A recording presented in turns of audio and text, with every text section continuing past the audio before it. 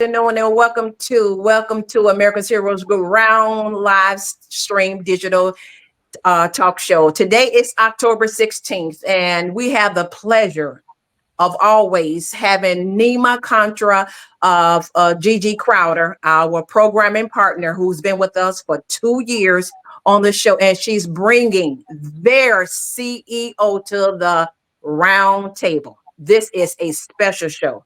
So I am extremely happy to meet you, Mr. Dan Gillison. How are you? I am doing well, and so good to meet you, Glenda. And it is so wonderful to be with this incredible leader that you get to partner with, Gigi Crowder. She does so much on behalf of NAMI and for the community that she supports. And thank you for this partnership. And looking forward to the conversation. Absolutely. So I had the pleasure of meeting Gigi over 2 years ago through another talk show that she came on, Family Caregivers with Keisha L. Jackson. It was so impactful. I called her after I asked Keisha's permission, if I could, to follow up. And so conversing with Gigi, I had a more in-depth time to listen to what Nima Contra, the bigger scope and all the aspects of everything that you were guys. And I didn't have no idea, sir, that it was this hard, this large, this big. And at this point in time, from 2 years ago, this needed, because currently our metrics indicate, may I call you Dan? You can please call me Dan. Thank you, sir. So Mr. Dan, our current metrics indicate that we are in 1,152 cities. We're in all 8 major cities. We have a podcast download that we started October of this year, 4 years ago, 2020, of 5,770,000 and some change. We're in 72 countries. So I'm saying that to say that the Nima Contra mental health component has plugged in a major hole.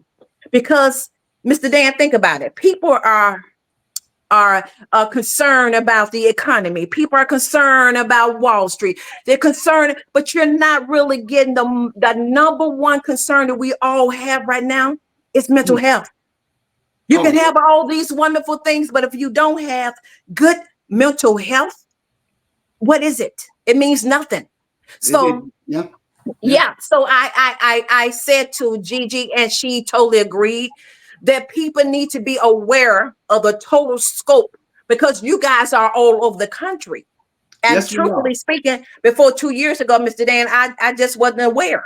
So this is an opportunity to really broaden the scope on our huge level in terms of making sure it's totally impactful from all corners of the world.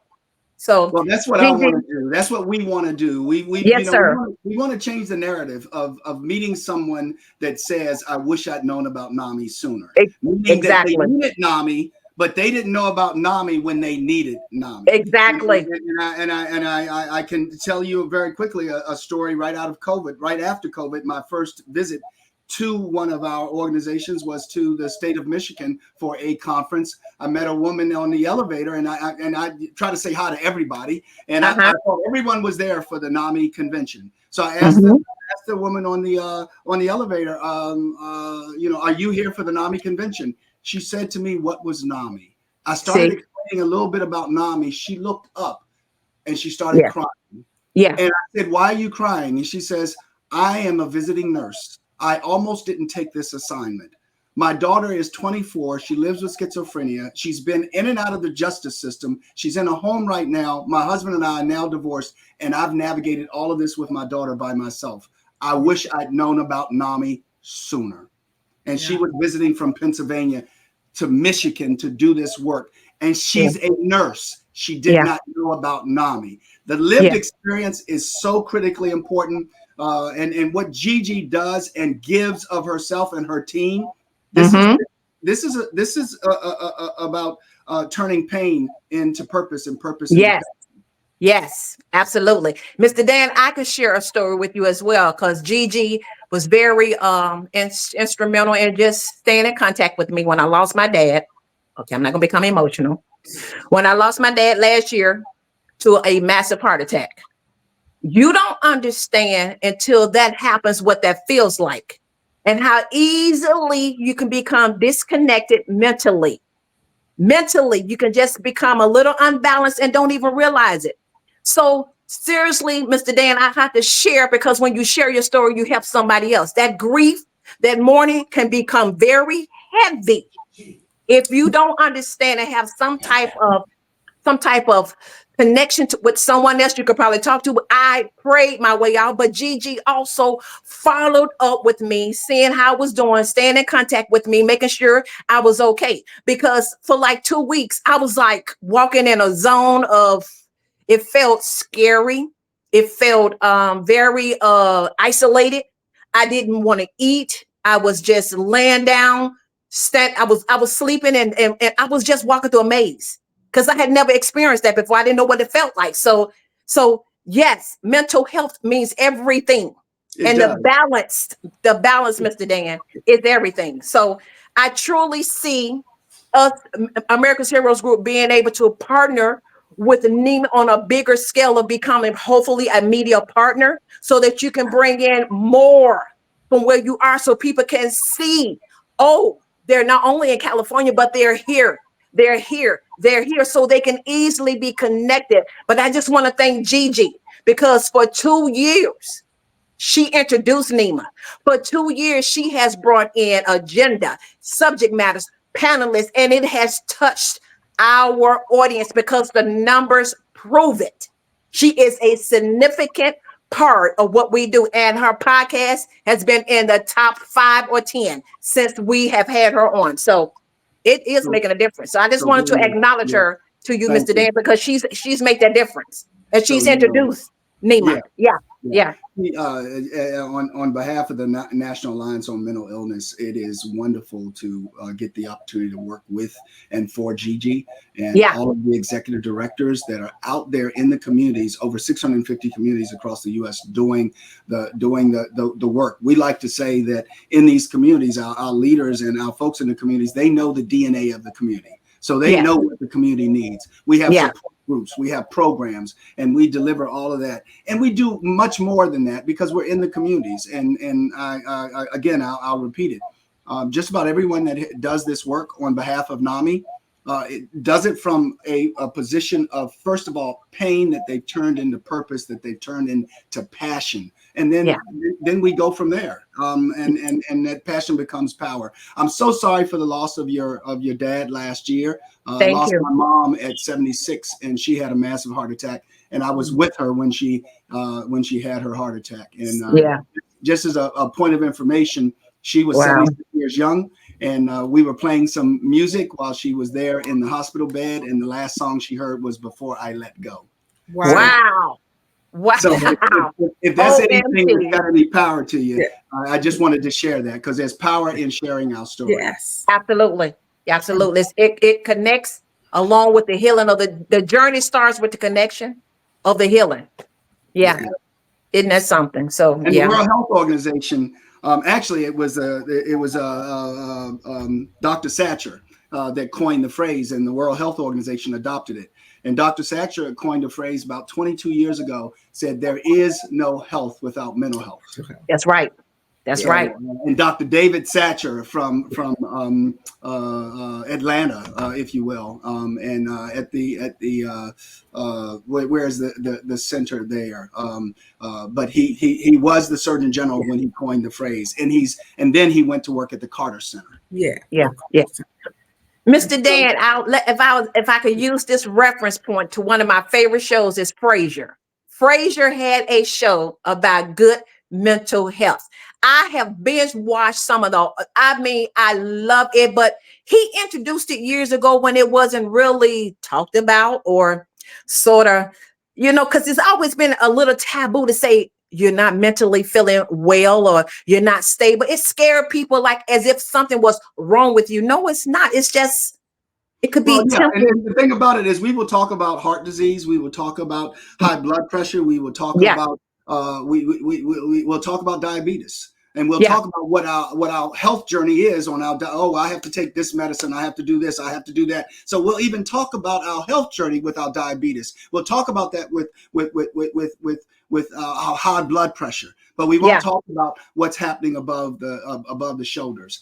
We got to reduce the stigma, and we've got to make it okay to have the conversation. So absolutely, Gigi. That's one of the reasons why I think you're the most powerful individual in America around improving outcomes for those impacted by mental illness, because of the important role you play and your voice and how passionate you are about this work. We always are looking for a leader who will be listened to. And my role as an advocate, I know that sometimes when I start talking locally, it's wonk, wonk, wonk, because they know I'm going to say the same thing, which is about improving outcomes. So this national platform, where people don't know just how much I've transitioned from advocate to activist, I get the opportunity to champion and have other individuals. So you and your role and being selected as one of the top 50 influential individuals in this country was no mistake by the body that announced you as that, because mental illness, now we're saying, and after COVID, the numbers have just increased so much. So the opportunity to have platforms where we can talk about it, as Glenda has with her loss and her being in a fragile space mentally because of it, affords us a great opportunity. And so I just wanted to, when they asked me who I'd like to have as a guest, I said,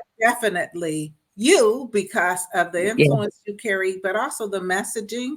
And so we did have a couple of questions for you, because you actually came from a place where you were influential, but landing at NAMI National as the CEO is really important. And that's huge. It's huge. And you've made already, I've been with NAMI, a member of the affiliates in Alameda County before, CEO in Contra Costa County. And I have seen in the time, and it's a relatively short time you've been here, all the improvements. So how did you get into this work? Why was it so important to you? Gigi, thank you. And I'm gonna, start off my comments by, first of all, thank you for the compliments. But with that, you know how I care about this work, and I care about representing you and every one of our leaders that do this work, because you set the tone, you set the temperament, and then you execute. So it's about leadership, tone, and execution, and you do that at such a high level. In terms of how I got into this work, I previously, I worked in the private sector for over 32 years, and then I started looking at how could I give back, and I worked at the National Association of Counties. Then I worked as the executive director for the American Psychiatric Foundation, and then the opportunity presented itself for me to actually work or paint on a larger canvas, and that canvas being NAMI, the National Alliance on Mental Illness. What brought me to this work and why it's so important to me is that my contemporary, who I grew up with, we were the oldest in our family, and we were to be the first to go to college, and we were to be the role models for our younger siblings. She lost her life to suicide in 1986. And so in addition to that loss, the loss of the family, the ripple effect to the family was tremendous. And we here it is, 2024. That was in 1986, and we as a family have really not talked about it. So that's the reason I came to this work, because of what it did and what happened. In addition to losing my contemporary, my first cousin, we were born the same year, grew up together. I lost my uncle, her father, to substance abuse. The pain of losing his daughter was so great that he just succumbed to substance abuse, and he was a 6'4", 250-pound semi-pro football player, and when he passed away, he weighed about 130 pounds. So the pain that I've seen the family, I want to change that narrative for any other family. And there's other examples in my background in terms of mental illness. So, but that's what brought me to NAMI, and that's why I'm doing this work. I want to change the outcome. I want to change the outcome for that parent that I saw on the elevator that said, I wish I'd known about NAMI sooner. Well, what we would like as a collective is to make sure everybody, every community knows about NAMI. Yes. Yes. And every sector. You know, when we say every sector, we're talking about the private sector. We're talking about all of the industry sectors. You know, what is this thing called NAMI? Well, who is NAMI? What do they do? How do they do it? NAMI is an organization that was started by mothers in 1979. We're 45 years young. So what can we do? And what does it look like in us being inclusive? We have 5 values and fairness, compassion, empowerment, inclusion. And the most important one is hope. And you know, and the way it's in our printed materials, we have hope first. I always say hope last, because hope is the most important one. Because if you have someone who is hopeless, they're feeling helpless. Yes. So we want them to feel hopeful. That's right. So but that's what brought me into the work is the pain of losing and what we experienced as a family of losing our loved one. And that's so often the story whenever we even recruit volunteers. It's like they don't want anyone to have to experience something that they went through. But they also share with us they were made aware of NAMI before they were the county or the governmental programs that are in place to support them. So we really are a bridge to healing. And one of the wonderful things about NAMI that I connected with was I recognized that I couldn't do it without my faith. So NAMI is not just one of the longest grassroots organizations. We have faith net programs because we're being realistic about how individuals heal. And so another question, because this is the American Heroes group, is NAMI does quite a bit for veterans. Can you share what we do for veterans at the national level, and then that it penetrates down to each of our over 600 affiliates? Dan? Yeah, thank you very much, Gigi. And from the faith standpoint, I just came back from actually speaking at a faith-based conference, actually 2 of them, Pathways to Hope. And then I went to, that was in San Antonio. And then I went to Atlanta to a mega church and about 1,500 people there. So, and it was their conference about mental health. Both of those. So now let me come to the veterans. First of all, I come from a military family with my grandfather's brother actually was in World War II. My dad served in at the time of Korea. He didn't serve in battle, but he served in Korea. He's 11th Airborne. My brother's 82nd Airborne. My first and his wife is a major, a retired major. And and then I thank you to your whole entire family. Yes, bravo. I have 2 first cousins that are on the wall, on the veterans wall. One was a Marine and one was Army. So when we talk about veterans, it is my family. And I just wanted to say that. And you also talk about military people, and we talk about servant leadership. You can't think about a person that selects to go into the military. That's servant leadership. So let me talk about what we do. One of the first things I want to share is that we have a Service Members and Veterans Family Council. So we have a council. They have a seat at the table as we're talking about our body of work for veterans. So that's one of the things. Nothing about us. We say nothing about us without us. So who's the us? So we want to make sure that we are inclusive of veterans. The other thing is that we have a program that we've created called NAMI Homefront. And let me just play with that for a second. Yeah. What does the home front look like when a military person is deployed? What happens on that home front when that military person gets their paper saying you get yourself prepared, you're getting ready to deploy? Well, there's a lot of things that happen on the home front. Now, what happens on the home front when that military person comes back? Oh, wow, Mr. Dan, you hit it on all cylinders. What do you look for in terms of their behavior? Has their behavior changed? Do they isolate themselves? Do they seem to be mad all the time? What does the family look for in their loved one? And then what are the things that the family needs to prepare for from the standpoint of their concerns with their loved one when they deploy? And we have a number of assets, and you go to NAMI.org/veterans, and we have all kinds of assets there for veterans. And we're very intentional with that. And the other thing is, I'll share with you that, you know, we want to make sure we walk the talk. So on our board, we want to make sure our board is representative of every discipline. We have a United States Army retired West Point graduate who is a psychiatrist, African American woman that went to West Point, served in the United States Army, and more important than that is she's an incredible board member and a mother, and shares her experiences with us. And she's on our board right now. So that's another thing that we do. And then we have so many different kinds of things that we try to provide. I'll stop there. I'll just stop there because I know you have a set of questions.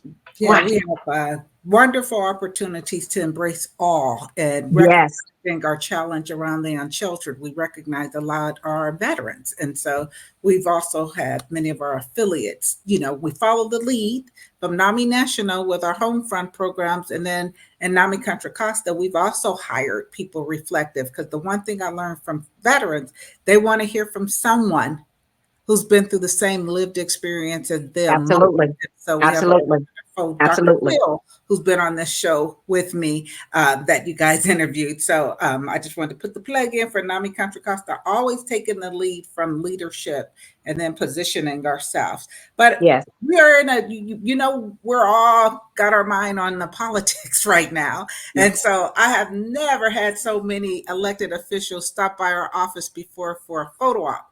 But because we're a 501c3, we recognize that we cannot endorse candidates, but we can encourage voting towards those who would support mental health. So I love the campaign that NAMI National put out, Vote Mental Health. And so can you share a little about how you're leveraging, Dan, this opportunity, this unique time, but walking the fine line we must all walk because of our status as a nonprofit organization? We have our campaign, Vote for Mental Health. So inside of voting, there is the opportunity to really have all of the citizens really focus on voting for mental health. What does that look like? What is the legislation that they can really vote on? And then whatever side of the ticket that you're on, as the elections occur, you hold those elected officials accountable to what are you doing about mental health? So we're trying to keep it front and center and top of mind. Mental health.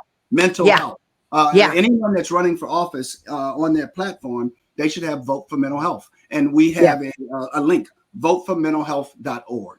And you can go to that link and it actually is actionable. We give you actionable information there of, okay, what does this mean? What to do? We give you a call to action. And it's vote, VOTE, the number 4, mentalhealth.org. Yep. If I may jump in now, we started America's Heroes Group, Mr. Dan, in our first show that aired, April 2016. The co-founder, Clifford P. Kelly, is a Vietnam veteran. So he and I both together saw there was a void of veterans having a voice, not someone talking at them, not someone talking bullet points, but having a voice regarding their voice, their concerns, their issues. So Vote Mental Health is so on target, because what that does, Mr. Dan, it removes the rhetoric. It removes the rhetoric, because you need to talk to me and not at me. You need to listen to me and not patronize me. You need to know that I matter. So that's what America's Heroes Group does, Mr. Dan. It brings those voices that we honor, that we celebrate, that we let be heard without the rhetoric being stacked on top of it. And so Gigi is on point. Veterans, when it comes to veterans, they want to talk to veterans that understand who served. They understand their own population. And yes, they do not patronize their brotherhood. So I'm smiling because as I've talked about my family, you didn't hear me say that I served. My brother and my dad were both paratroopers. So you know what that looks like when the three of us get together. When the three of us get together, and I'm the oldest. I'm on the outside of that conversation because my dad, as a paratrooper, wants to Yes, talk sir. to someone that looks like him, that lived that Yeah. experience. Yeah. And my brother lived that experience. So the two of them, they're symbiotic when they talk. Now, let me say Yeah. this about them. You can look over my shoulder and you see a book called "You Are Not Alone." You can barely see it. What this Okay. is, it's a book that we wrote, "You Are Not Alone: The NAMI Guide to Navigating Mental Health," with advice. Wow. We have 131st person stories in here directly Okay. from a person with lived experience talking about their experience. I gave a copy of this book to my dad is still with us. He's 91 years old. Praise I gave God. a copy of Good. this book Good. to my dad. And where I'm going with this is that a couple of things have occurred since I've been at NAMI. My dad read the book and he asked me, "Have you ever been depressed?" He started talking about mental health. So that's one. My brother went to the Veterans Administration to get his assessment, and he's been diagnosed with post-traumatic stress disorder. I would offer to you, he may not have done that if it weren't for his big brother's work. So where I'm going with this is that nothing about us without us, and we want to make sure that our veterans know they're not alone. And my dad and my brother, they know they're not alone. And I kind of expanded that. There's nothing about us without us, and those who can speak on our behalf when we're not able to. And the reason I did that is because that family voice is often missing. Sometimes people from, BIPOC communities, their voice is not loud enough. But I can say since Dan's been in the role, it's so inclusive. NAMI affiliates have really done the work, starting at a national level with relationships with Kohl's and Macy's, to really expand the work to embrace individuals who may not have had as much of a voice or a seat at the table, and you just feel it all over. Yeah, we've written a second book. We've written a second book. It would be remiss if I didn't. Dr. Christine Crawford, our deputy medical director, wrote a book. And she is a talent adolescent psychiatrist out of Boston, and she actually teaches and practices. She sees patients. So she sees young people and she sees the parents. And here's the net. She wrote a book that we just launched this month. Last month. We just started last month, and it's for parents and caregivers. Yes. And by the way, let me mention this. Remember, the Surgeon General, just about 4 weeks prior to the launch of the book, he just sent out a new report that they had done on the parents, and said that 48% of parents in the United States are at a high level of anxiety. Wow. Well, we have run out of time, but this has launched a bigger platform into where we can become a media partner with NAMI to make sure that we're tapping on all cylinders from Gigi to veterans to family. We can launch bigger and larger, making sure that we're captivating the scope of what all can be done. It has been a pleasure, Mr. Dan, and you have been worth the wait. Gigi and I've been trying to get together, scheduled so we could speak with you. So, sir, from the bottom of my heart to your family, thank you and your family for your service. Because what people don't understand is when family members serve, they serve too. Veterans, family members serve right along with them. So thank you. And let me be the first to say, welcome to America's Heroes Group. All right. Thank you very much. Thank you guys for listening. Have a great week. Yes. Everyone listening, take good care and be well. Yes. Good mental health. Absolutely. All right. Bye.